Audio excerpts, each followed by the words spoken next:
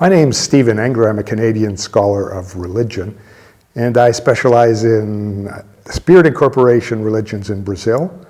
And to study them, I started doing a lot of work on theory, meta-theory, and methodology. I have a number of different projects, but this particular project is, I think, very exciting and interesting. And the goal is to compare the way medical doctors think from a more scientific point of view and spiritist practitioners think from a more alternative point of view about the same thing, and that's healing. So this project's really interesting. What I'm doing is interviewing different groups of people about what they think disease and healing are. So what does it mean to be healed, to be cured? And because Cassie is interested in the idea of alternative rationalities, I wanted to compare a more scientific and a more religious or esoteric point of view. So I interviewed a bunch of doctors and a bunch of spiritist practitioners and asked them the same questions. One of the issues with ethics is I talk to spirits as well as people, but my ethics committee is not interested in spirits. How's that for an alternative rationality? The biggest challenge was I wanted to find people who were both trained as a medical professional and who were practicing spiritists. So I found a couple of homeopathic doctors and nurses who were practicing spiritists or Umbandists, as well as working in the hospital. So then I had three groups of people: doctors, spiritists, and those who were both.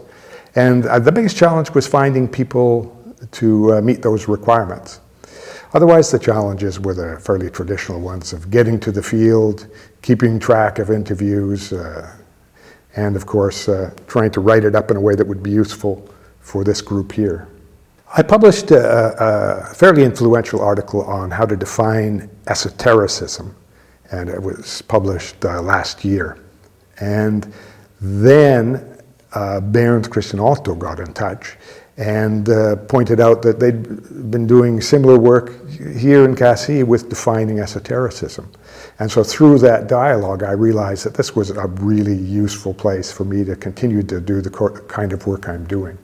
I think one of the most important things about Cassie is not predefining what it's studying. It doesn't start with a narrow definition of esotericism and then sees what comes out of the developing research group. And it's just really exciting to be part of a very open-ended developing project like Cassie. So from being in Brazil, I realized we're unlikely to find the kind of tension between science and religion that is part of many of the other studies here at Cassie. So what I wanted to do was to find a group of people who would give me a way to triangulate one side of that divide, the other side of the divide, and people in the middle. The results have been very interesting and, as expected, showing that the tensions are not a global tension between science and religion, in this particular case, but more specific tensions often between people, between jobs, in a marketplace where different healing services are offered. So I didn't really find alternative rationalities. What I found was people with different positionings. I thought that I was well positioned to maybe contribute to that discussion because with this project I could look at both sides of the science and religion or medicine and esotericism divide. And what I found was not plural rationality shaped by that divide, but different discourses, different positionings that really reflect the social and the cultural context. But in Latin America, my experience is people are either able to think both those things at the same time or to switch back and forth fairly comfortably. Let me give you a more specific example. So my brother-in-law's a lawyer. His brother is a spiritist medium. And so I sometimes talk to him, like having a beer, and sometimes I talk to a spirit that is in him, but not to him. But it's the same body, it's the same voice, it's the same person. So I began by asking those kinds of questions because I go often to the same city, and I was an exchange student. I know hundreds of people in the city.